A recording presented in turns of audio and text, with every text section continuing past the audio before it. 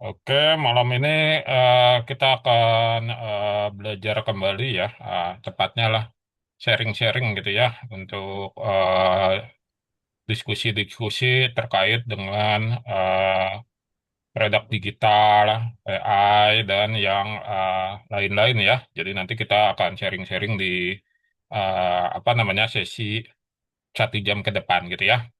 Semoga akan memberikan manfaat bagi kita semua gitu ya. Sebelum kita mulai ya, saya akan memperkenalkan diri dulu ya. Saya Kang Lintang ya, bagi teman-teman yang mungkin baru kenal ya. Saya kebetulan domisilinya di Bandung Barat ya, di Bandung Barat. Eh, Sudah sejak tahun 2005 saya di Bandung ya. Sebelumnya saya keliling-keliling di berbagai daerah karena dulu sebelum pensiun. Saya pensiun tahun lalu ya, tahun 2025 saya pensiun dari salah satu BUMN ya. Saya sempat 23 tahun di sana ya, 23 tahun saya bekerja sebagai salah satu karyawan BUMN dan kebetulan waktu itu diamanahi memimpin atau menjadi kepala departemennya untuk digital marketing. Jadi saya sudah lama bersentuhan dengan digital marketing ya. Sejak dari tahun 2003 terus mulai di 2011 gitu ya. Terus puncak-puncaknya pada saat saya ditarik ke kantor pusat ya untuk menjadi apa namanya kepala digital marketingnya. Jadi apa namanya itu proses saya ya sebelum saya pensiun. Tapi pada saat apa namanya di kantor itu, saya juga menggeluti berbagai macam keterampilan ya. Saya menggeluti keterampilan digital marketing ya, pemrograman juga ya. Keterampilan-keterampilannya ya. Di sini Bapak Ibu bisa melihat ya. Terus juga apa namanya keterampilan-keterampilan yang ini membantu saya untuk apa namanya punya penghasilan selain dari BUMN pada periode 2003-2025 gitu. Nah, pada saat saya pensiun, nah penghasilan-penghasilan inilah yang menopang saya untuk tetap eksis gitu ya. Dan saat ini saya fokus kepada pembuatan produk digital marketing dan produk AI, juga fokus di mana Meta Ad ya, di Meta Ad saya fokus di sana untuk memberikan keterampilan-keterampilan baik di kelas yang berbayar ataupun webinar-webinar umum seperti ini. Saya sudah rutin melaksanakannya. Jadi nanti kalau Bapak Ibu pengen tahu jadwal saya yang webinar umum, tinggal klik aja di sini ada tulisan jadwal Zoom ya.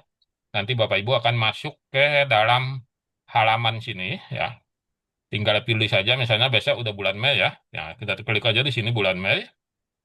Nanti Bapak Ibu lihat aja yang ada animasi yang nyala-nyala begini, tinggal diklik aja di sini. Nanti ada apa namanya judul dari webinar-webinarnya gitu ya.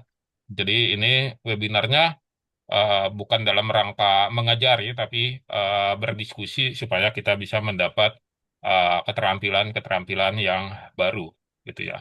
Nah sekarang masih bulan April ya, 30 April.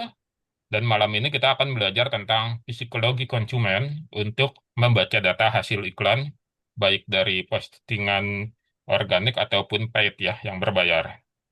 Jadi sebelum kita mulai ya, mari sama-sama kita menyadari ya, mari sama-sama kita menyadari dengan sepenuh hati ya, mengaca diri gitu ya, ketika nanti kita akan membaca data iklan ini, gitu ya.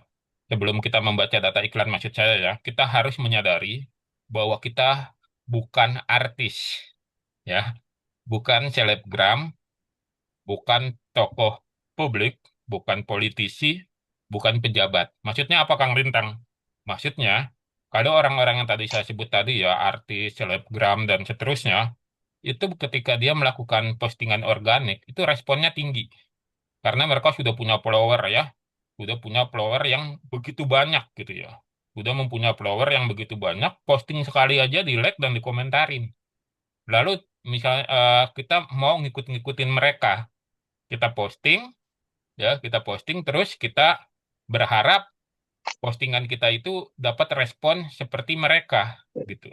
Jadi itu tidak bisa disamakan dan itu akan menyebabkan kita nanti capek ya. Jadi sebelum kita mulai ya membaca data ini, mari sama-sama kita sadari bahwa kita bukan selebgram, bukan artis, bukan pejabat, bukan anak orang kaya ya. Jadi semua postingan kita itu sudah hampir dipastikan sepi dari engagement atau interaksi.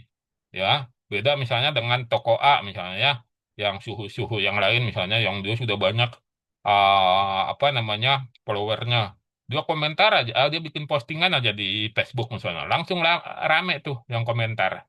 Lalu dia buka kelas misalnya, nyuruh ngikutin kita berlaku seperti itu. Kita coba posting dan ternyata nggak ada yang respon. Nah, tapi kita nggak perlu berkecil hati, kita bisa membaca data. Apa gunanya membaca data? Membaca data ini gunanya adalah supaya teman-teman di sini tidak menggunakan yang namanya ilmu kebatinan, ya. Apa itu ilmu kebatinan? Berdasarkan perasaan. Ya, berdasarkan perasaan ya, menurut saya postingan ini udah bagus nih. Nanti saya share deh. Ya, biar hasilnya bagus. Itu ilmu kebatinan tuh. Itu menggunakan perasaan-perasaan kita saja. Oleh karena itu, kita harus menghindari itu. Jadi, biasakan kita membaca data. Dengan membaca data, kita bisa berlaku objektif terhadap apa yang sudah kita kerjakan. Jadi, jangan menggunakan ilmu kebatinan atau jangan mengikuti cara orang yang belum tentu berhasil di sisi kita. Nah, malam ini kita akan membahas hal tersebut ya. Nah, saya akan coba share di sini ya. Misalnya ini adalah Facebook ya. Ini Facebook saya aja ya, saya pakai di sini ya, misalnya Facebook. Ya. Nah, Facebook saya di sini misalnya apa postingan seperti ini ya. Itu hanya ini organik ya, nggak diiklanin. Ini hanya mendapatkan 49 like, 7 komentar, 2 share. Ya, terus kalau yang ini misalnya 131 like, 6 komentar, terus 69 share. Ya, 69 share. Tinggi juga share-nya ya. Nah, kalau yang ini 48 like, 6 komentar, 1 share. Ya, terus ya kita lihat lagi ya, yang ini organik-organik semua ya. Organik-organik ya sama seperti ini ya. Ini juga ya 82 like, 12 komentar. Share-nya nggak ada. Ya, terus ini kelas saya 100 juta endgame. Ini dapat 39 like, 7 komentar. Nah, di sini kita lihat lagi yang lain ya. Di sini juga kita bisa lihat ya, 135 like, 9 komentar. Ya, di sini kita bisa apa namanya melihat data-data yang bisa kita baca ya dengan mudah. Ini baru dari tahap cover di luarnya ya. Ini postingan kita sendiri nih di mana di Facebook misalnya ya. Nah, terus kita pengen lihat ya apa seperti apa sih penampilan data yang bisa kita baca ya. Ini apa misalnya? Ini saya bikin apa ini ya? Oh ini ya, ini tentang lagunya Seventeen dan Tsunami Aceh ya. Nah ini kita dapat 131 like ya, 131 like, 6 komentar ya, 131 like, 6 komentar. Lalu kita coba lihat insight-nya di sini. Ya, ketika kita lihat insight-nya ya, kita lihat yang di sebelah kanan bawah ini ya, yang ada emoji-emoji di sini. Ya, nah di sini kita bisa melihat ya interaksi ya, interaksi tanggapannya cuma 5 ya, tanggapannya cuma 5, terus komentarnya 6 gitu, komentarnya 6. Jadi kita bisa melihat bahwa oh ternyata ini masih belum cukup nih ya. Tapi bagi bagi sebagian orang mungkin ini bagus gitu ya. Bagi sebagian orang mungkin ini bagus gitu. Bagi sebagian karena sudah ada interaksinya. Tapi bagi kita yang orientasinya adalah kepada cuan ya, itu kurang bagus kalau menurut saya gitu ya. Itu kurang bagus karena apa? Karena masih sedikit kita ingin mengkonversinya menjadi cuan. Nah, oleh karena itu kita harus melakukan yang namanya pertama ya, mengintip ya semua postingan organik yang memberikan interaksi tinggi selain kita ya. Mengintip semua postingan organik ya yang interaksinya tinggi selain kita ya. Semua postingan itu yang pertama. Caranya bagaimana ya? Dulu itu ada namanya fiturnya tren di dalam Facebook. Wah, itu enak banget dulu ya. Sekarang algoritma Facebook itu menutup fitur tren yang bisa kita cari misalnya di sini dengan menuliskan kata viral ya. Kata hashtag viral.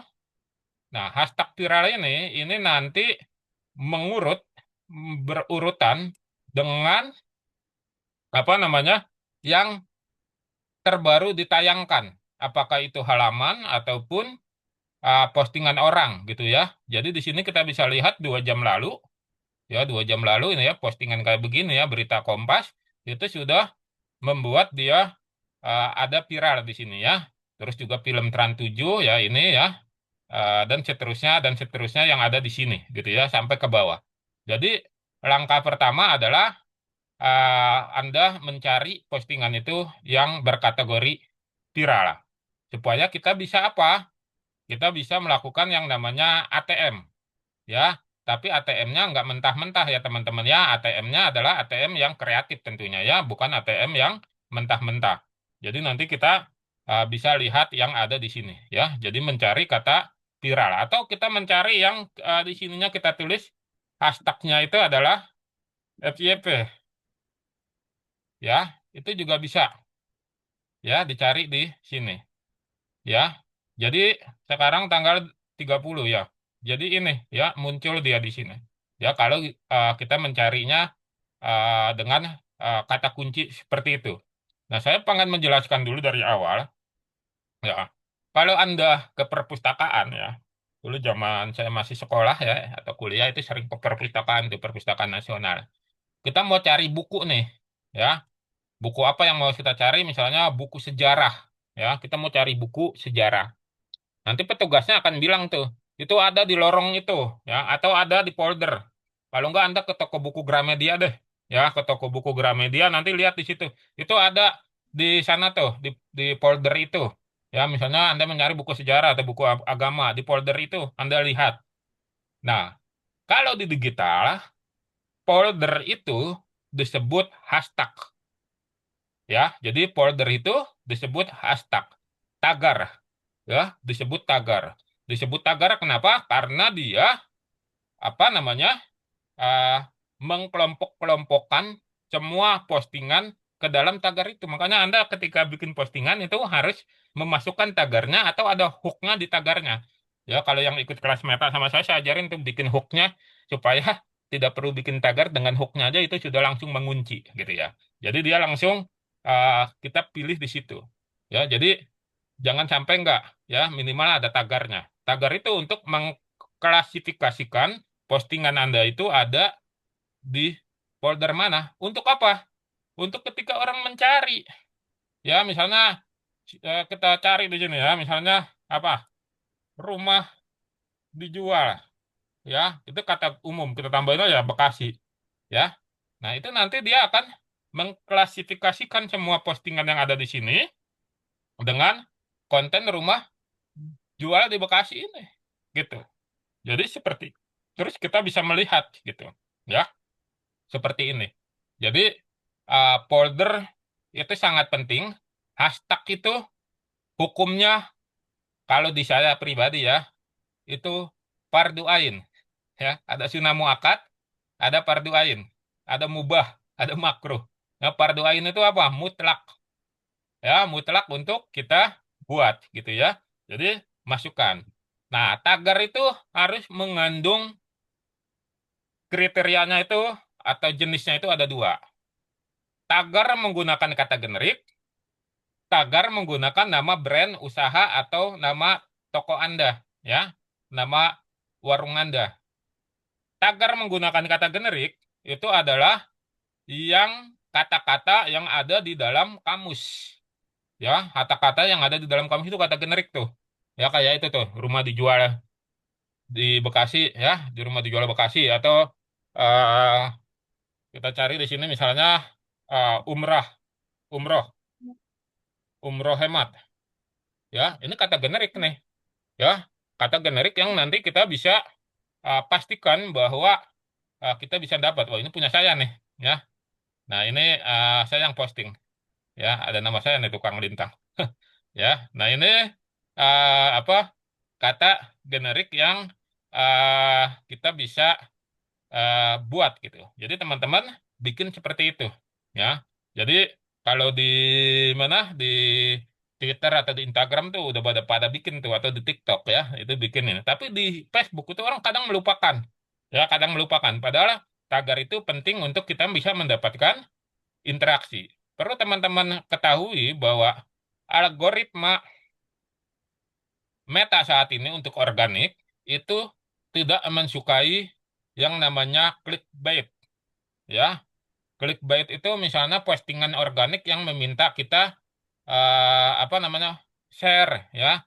Jadi memaksa orang itu melakukan tindakan interaksi yang tinggi tapi dengan perintah misalnya sharing gitu ya. Terus yang mau share dulu gitu, atau ketik mau, itu nggak suka tuh, ya. Kalau Anda lihat postingan, ya kecuali postingan para selebgram atau itu yang banyak gitu ya, yang eh, mau ini nggak mau gitu ya, itu nggak disukain sama Meta itu. Tapi yang alami, yang berjalan alami gitu, yang berjalan alami sehingga nanti terjadi interaksinya juga alami, itu yang disukai sama algoritma Meta saat ini gitu. Jadi pada saat ini Anda harus melihat mana postingan-postingan yang viral supaya nanti kita bisa apa namanya melakukan hal tersebut. Di Tidak perlu awal saya otomatis. sudah sampaikan, sebelum kita lanjut, kita harus mengaca, melihat diri kita bahwa Masa kita bukan persyaratan artis, bukan selebgram, bukan yang punya banyak follower, bukan pejabat, yang begitu kita posting, tidak ada interaksi, tidak ada interaksi, ya. Jadi eh, apa, kalaupun ada sedikit, kita harus sadar itu, kita nggak boleh kecewa, ya.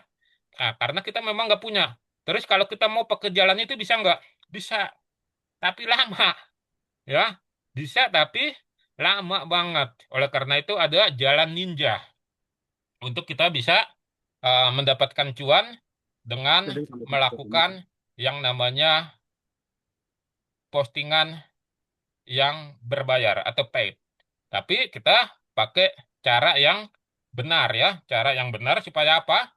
Supaya nanti teman-teman istilahnya itu eh, dapat hasil yang positif gitu. Ini saya akan jelaskan. Terus saya mau informasikan, ya, ini saya mohon maaf, ya. Eh, Nanti kalau tiba-tiba keputus Zoom-nya, ya. Ini saya lupa perpanjang ininya apa namanya Zoom Pro-nya. Jadi nanti Anda boleh masuk lagi gitu ya di link yang tadi, ya. Ini tadi saya sudah dapat peringatan 10 menit lagi. Nah, ini saya akan ajarkan ke teman-teman, ya, di sini. Di sini ada yang namanya untuk kita sebelum kita beriklan, ya, itu ada yang namanya facebook.com @library, ya, perpustakaan. Nah, ini kepada seluruh teman-teman yang sudah ikut kelas Meta itu saya selalu menekankan ini, ya, di sini. Nah, ketika kita masuk di sini, ya, kita pilih di sini kategorinya di bawah kategori iklan, ya, kategori iklan. Nah, lalu di sini kita mencari kata kunci yang tadi saya jelaskan. Ya, kata kunci itu ada kata kunci generik, ada kata kunci merek. Nggak usah jauh-jauh, ya. Misalnya punya saya aja, ya. Saya kebetulan lagi membuat Ghosty. Ghosty itu adalah pembuat tool pembuat tool e-book, ya. Ya, atau tool e-book, ya, pembuat. Nah, kita tulis di sini, ya. kepanjangan nanti bisa disingkat dengan Pembuat tool e-book, kalau mulai berkata yang ya. saya hormati orang nggak usah Nah, dengerin ini dulu. dia Nah, akan muncul tuh, ya. ini bukan Dia ini akan belakang. muncul di sini, Kalau baca ya. belakang. Nah, dia akan muncul di sini, ya. Pada saat orang mengeklik di Meta, Meta itu isinya Facebook dan Instagram dan Thread, pembuat tool e-book semuanya punya saya, ya. Tuh iklan-iklan saya tuh, ambil lintang tuh ya. Jadi kata kunci tiga tiga kata kunci generik ini sudah dimenangkan sama saya. Alhamdulillah pembuat tool ebook. Jadi ketika orang mau cari ebook ya, jadi ya pembuat tool ebook gitu ya di mana di Meta ya di IG itu yang dimunculin ini ya, yang dimunculin ini ya ini kita punya. Terus kalau misalnya kita mau buat lagi yang lain ya kata kunci yang lain, misalnya saya juga buka nih Privat Meta Ad ya, ini kata kunci kan Privat Meta Ad. Nah ini banyak nih ya. Tapi saya juga menang di sini, ya. Ini punya saya nih, ya. Yang di sini ya, Priva Meta Ed, yang ini kompetitor. Ya, kompetitor-kompetitor di sini. Ya, yang di bawah ini kompetitor. Tapi yang di atas tadi punya saya di sini. Ya, ini Privat Meta Ed. Jadi di bawah ini punya kompetitor. Jadi saya berkompetisi untuk di kata kunci Privat Meta Ed. Kompetitornya adalah ini dan ini, gitu. Lalu kita coba mengunci lagi, mencari misalnya di kata kunci adalah di kata kunci ini apa namanya nama ya nama brandnya atau nama produknya misalnya Ghosty ya kita klik di sini Ghosty ya nah, nah Ghosty itu cuma punya saya nih ya karena orang lain nggak ada yang punya Ghosty gitu ya jadi muncul seperti ini. Nah ini dipakai untuk apa teman-teman ya ini untuk ATM ya tapi caranya bagaimana memakainya caranya menggunakan metode 90, 60, 30. Ya, misalnya kita bikin ya, misalnya umroh umroh hemat ya. Kita enter di sini umroh hemat. Katanya kita main dua kunci kata generik ya, umroh hemat ini. Nah, ini kan muncul nih ya. Muncul iklan-iklannya orang ya di sini. Lalu Anda lakukan filter. Pilih bahasanya Indonesia ya. Terus platformnya semuanya. Lalu Anda lakukan di sini, ini ganti tanggalnya, jadi tahunnya jadi 2026, 2026, 2000 ulang ya. Ini 2026. Terus bulannya kita bikin aja bulan 1, tanggalnya kalau tanggal itu ini tanggal 29. Lalu kita filter di sini. Ya, kita filter di sini. Nah, gunanya apa ini? Ya, kita ini tadi tanggal 29 Januari, sekarang 30 April, itu artinya udah 90 apa 90 hari. Jadi kalau ini bertahan ya, iklan-iklan ini bertahan selama 90 hari, artinya apa? Ya, artinya apa teman-teman ya? Artinya profit. Nggak mungkin orang beriklan kalau nggak ada cuannya. Gue bakar uang tuh ya. On aja kalau dia mau beriklan tapi bakar uang doang nggak dapat apa-apa. Pada umumnya saya bisa mengatakan menurut keyakinan saya 85% orang yang sudah beriklan 90 hari itu artinya iklannya profit. Interaksinya tinggi ya. Kalau ini di kelas MetaEd itu yang saya ajarin, ini saya bedah sampai dalam ya. Nah, Anda juga bisa mencari di 60 hari ya, minimal di 30 hari. Jangan yang baru jalan kemarin atau seminggu yang lain. Ya, itu nggak bisa kita jadikan patokan. Lalu apaan Kang Lintang yang kita lihat dari itu? Ya, dari yang kita sudah lihat ini 90 hari. Pertama, ya, Anda lihat di sini, ya misalnya ini dia jalan di 12 Maret sini jalan ya. Nah, ini kita lihat, ya ini saya gedein dulu nih ya, saya gedekan di sini. Saya gedekan di sini ya. Nah, ini kita lihat di sini, ya. Nah, mudah-mudahan kelihatan sama teman-teman ya. Di sini ada Mbak Nia juga ya, udah ikut ya. Ada Mbak Nia tadi di sini ya. Bisa lihat nih ya. Nanti tinggal di ini ya Mbak Nia, di apa capture buat di ke grup ya. Nah, ini uh, kita lihat orang ini yang pusat umroh hemat itu menjalankan iklan ini di platform apa? Facebook, Instagram. Nah, ini dia kita lihat di sini. Ya, kita lihat di sini. Oh, dia bermainnya di sini. Gitu. Artinya apa? Dia dapat cuan dari jalur ini. Ya, dari jalur dia lapaknya ada di Facebook, ada di Instagram, ada di Thread, ada di Messenger, dan ada di WA gitu ya. Jadi ini yang kita lihat. Lalu yang kedua apa yang kita lihat? Kita klik lihat detail iklannya, ya kita klik lihat detail iklannya. Lalu di sini ya kita bisa lihat ya caption utamanya di sini. Oh ternyata yang seperti ini nih yang disukai sama orang. Ya buktinya dia bertahan 90 hari. Yang tulisannya seperti ini. Itu yang pertama. Yang kedua, kita lihat gambarnya, flyernya, kreatif konten gambarnya. Oh, yang seperti ini nih, ini dibuatnya pakai Canva, nih, ketahuan banget ya. Nah, tapi orang suka warnanya merah begini, ya dia bisa bertahan. Lalu di sini kita bisa lihat ini adalah judul utamanya, cuma 30 juta sudah free ke Dubai, gitu ya. Jadi ini yang dibuat ya. Nah, terus di sini kita bisa lihat iklannya tidak dijatuhkan di landing page, tapi di WA, ya, dijatuhkan di WA. Nah, dengan cara seperti ini, membaca data seperti ini, teman-teman, teman-teman akan bisa mendapatkan yang namanya data untuk kita bisa melakukan istilahnya itu copy paste dari orang-orang yang sudah eksis duluan. Dan kita bisa melakukan yang namanya uji testing, ya, uji testing terkait dengan konten-konten ini. Di sini ada yang pakai video, ya, ada yang pakai gambar, dan seterusnya. Terus di sini juga kita bisa persempit, ya, ininya apa namanya kata kuncinya di sini. Jadi teman-teman ini. Tapi kalau teman-teman sudah mau hajar, misalnya adalah istilahnya itu brandnya ya misalnya udah gue mau lawan gue cuman ini doang nih Wardah misalnya ya kita tulis Wardah di sini ya nah, gue mau lawan Wardah nih karena kita jualan kosmetik misalnya. Ya udah kita mainin aja di kata kunci mereknya di situ ya Wardah di sini lalu kita lawannya langsung kepada nama brand. Tapi kalau bukan nama brand kita main pakai kata kunci generik. Jadi teman-teman dengan melakukan hal seperti ini nanti teman-teman bisa mendapatkan hasil yang bagus. Ingat ya bukan bagus menurut kita tapi bagus menurut konsumen calon buyer. Bagus menurut calon buyer kita kan butuh data. Caranya gimana? Kalau kita pakai ilmu goib, ilmu kebatinan, kita menerka-nerka sendiri ya.